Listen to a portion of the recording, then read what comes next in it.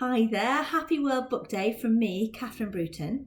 I'm a children's author and I'm the author of books including No Ballet Shoes in Syria and Another Twist in the Tale.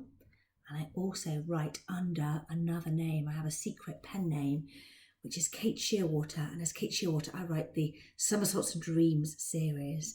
So maybe your first challenge for World Book Day is to think about if you had a pen name, what would it be?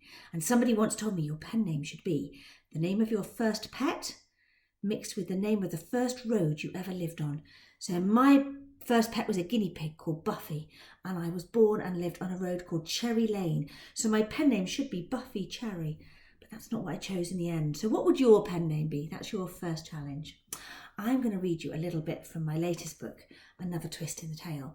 And this is really where the challenge comes from, because this book, I started writing it actually at school because I'm a teacher, and with my students we did an activity where we chose some of our favourite books and we tried to think about a character from those books whose story doesn't normally get told.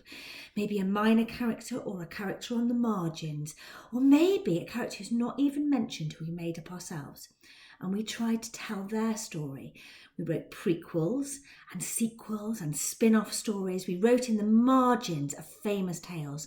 My students wrote incredible stories about things like Hermione Granger's twin brother, or from the perspective of Dobby, or from Pan, Lyra's demon in Northern Lights, or perhaps they wrote about from the perspective of somebody like Prim, Katniss's sister in the Hunger Games. But they all chose a character whose story doesn't normally get told.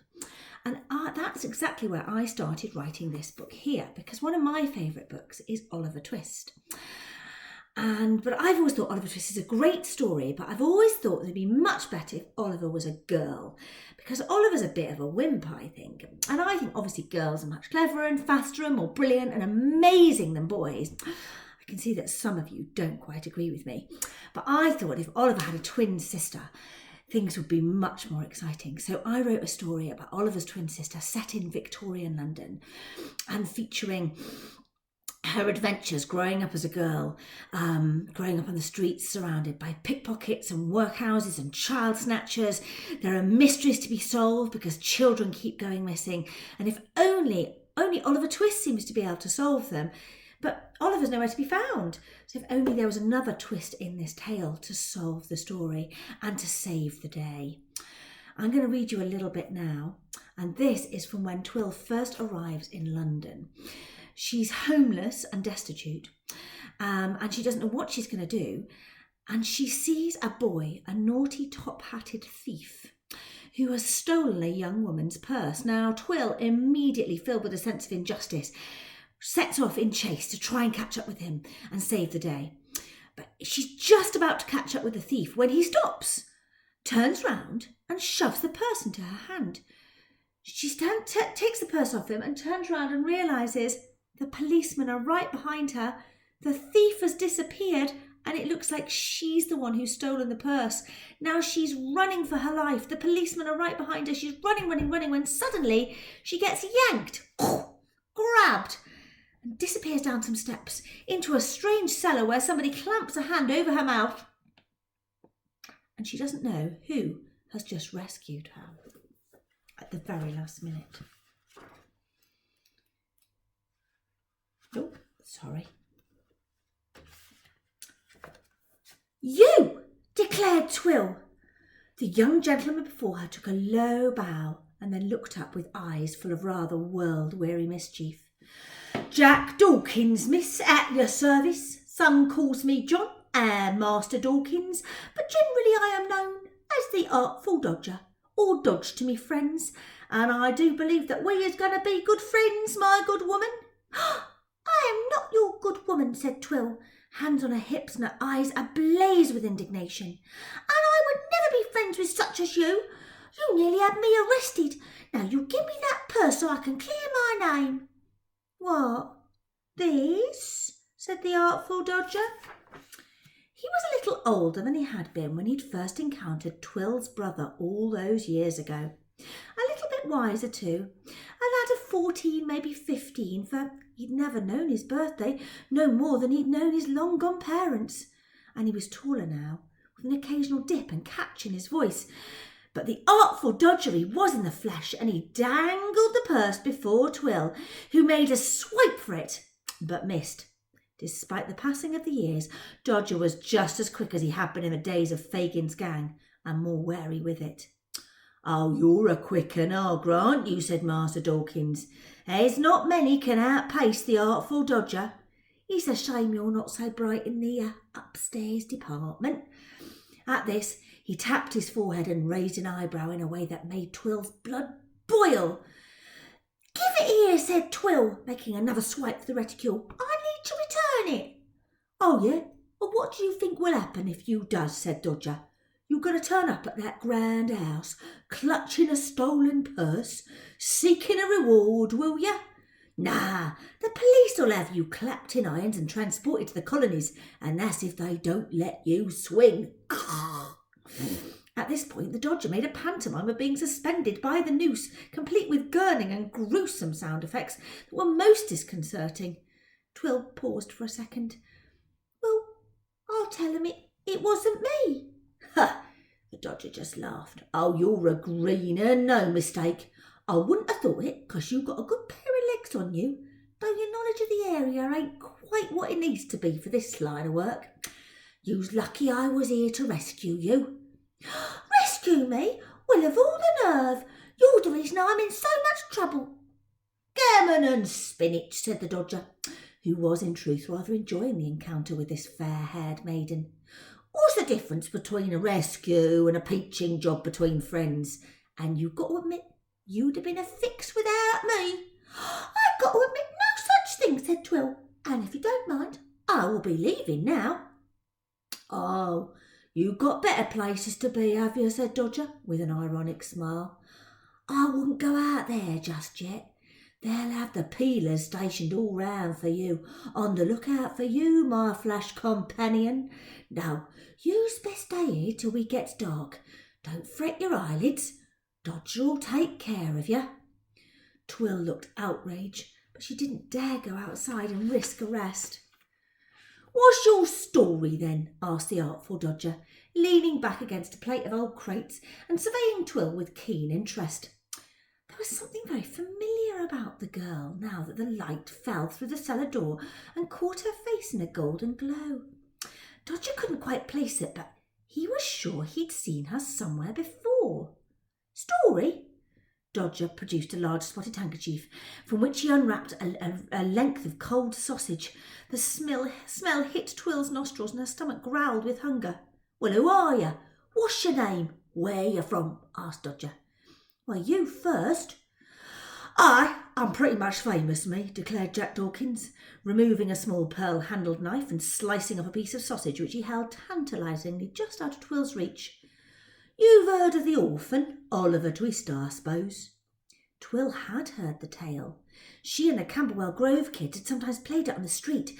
She liked to take the role of the gruesome child snatcher, Fagin, or the brave Nancy who'd laid down her life to save the boy to his rightful family, or even that murdering villain, Bill Sykes.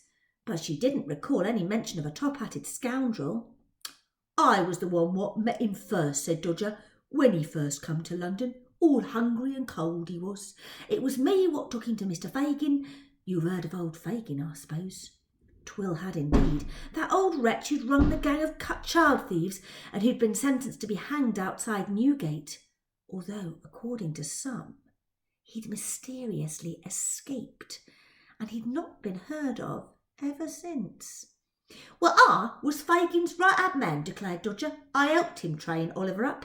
Tried to anyhow. He'd never have made a decent pickpocket. Too nervy, too slow. Now you, on the other hand." Dodger looked at Twill with an admiring glance that made her want to kick him. Dodger grinned and produced a heel of bread from his tailcoat pocket. "So, you hungry, is you?" Twill shrugged. She didn't want to accept anything from this rapscallion of a boy who had ruined her chances of a respectable career as a kitchen girl. But when he unwrapped some rather musty-looking cheese, which appeared to be storing inside his battered top hat, her stomach betrayed her by rumbling. "Very well," said Twill, accepting the bread and sausage with very ill grace. "Well, what became of Fagin's boys?" Don't you know, asked Dodger. After Oliver becomes all la-di-da, he persuades his guardian he wants to help unfortunate boys like myself, don't he? Well, how'd he do that? Said Twill, hungrily tucking into the bread. The Brown Low Benevolent Home for Unfortunate Boys, said Dodger. All the boys is taken in and fed and watered and teached up good. Well, it sounds nice. That's what it's supposed to be, nice. Dodger's snub nose wrinkled up. And it's an home for the homeless, a refuge for lost boys, all nice sounding like you like. But, Twill sensed there had been a but coming for some time. But it weren't the place for me. Tried it for a bit. I like the victuals and the new togs they gave us, but the being learned, the letters and the adding up, it ain't no life for a Dodger. I got out of there as soon as I could, back on the streets where a Dodger belongs. It's the life of an adventurer for me. The word adventure made Twill's heart beat a little faster, but she turned up her nose nonetheless. What? Stealing things? You call that adventure, do you? I most certainly do, said Dodger. Fogels and tickers and ladies' purses, whatever I can get my hands on. He produced an array of silk handkerchief from his rolled-up sleeves and proudly withdrew a pocket watch from down the front of his corduroy trousers. I am an independent trader now, though, not answerable to nobody. What I steal is me own. Except it's not, she pointed out, because that purse belonged to that lady on Doughty Street. And possession is 9/10 of the law, declared Dodger. Ain't you never heard that? So, what about you? Continued Dodger, ignoring her disdain. I ain't never seen you in this part of the woods before. What's your story? Well, maybe I don't have one, said Twill, haughtily accepting a second portion of sausage and cheese. Everyone's got a story, and since we're stuck here for the foreseeable, you might as well share yours with old Dodger. So Twill narrated the events that had led up to the present, and how she'd ended up in London, homeless and alone. And when she'd finished, Dodger shook his head and offered her the last of the bread, although in truth his own stomach growled with hunger. My eyes, that place you was in sounds like a right bang set to, almost as bad as old Fagin, that Manzoni monster. You're well shut of that place. Well, I know, but... Twill thought of her dear old baggage, and a lump rose to her throat. Folks like you and me, we's free spirits, said Dodger, wiping crumbs from his face with a pocket handkerchief.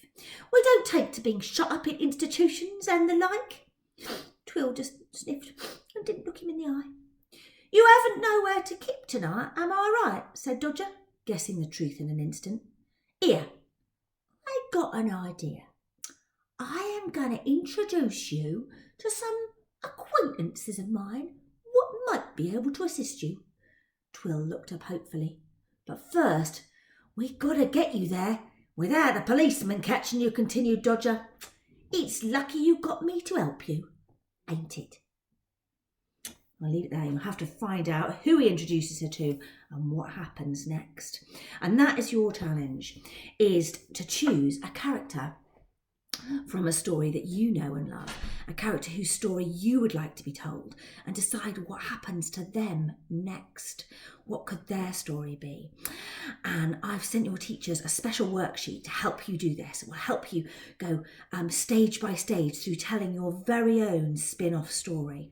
And the big key to this is, don't tell anyone who you've chosen, because you're going to create a spin-off story with a mystery attached to it.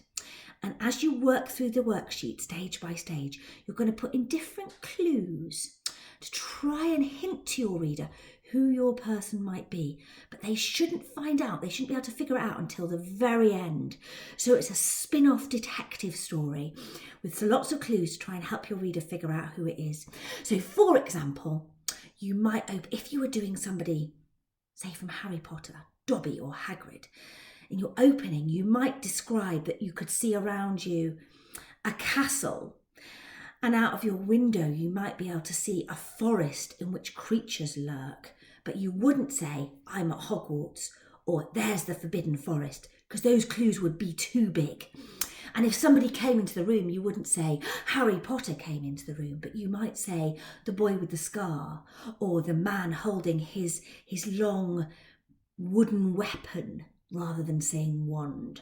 So that's your big challenge, is to try and make it so that nobody can quite guess who your person is until the very end. And then when you've written your spin-off stories, you could try performing them to your class and see if people can guess who you are. And if they can guess by the end, then you've written a brilliant spin-off story that's kept everyone guessing till the very final twist in the tale.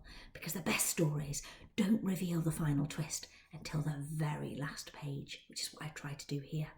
So good luck to all the brilliant bookworms and the budding authors in your school. Have a wonderful, wonderful World Book Day from me, and keep reading, keep writing. Happy World Book Day. Goodbye.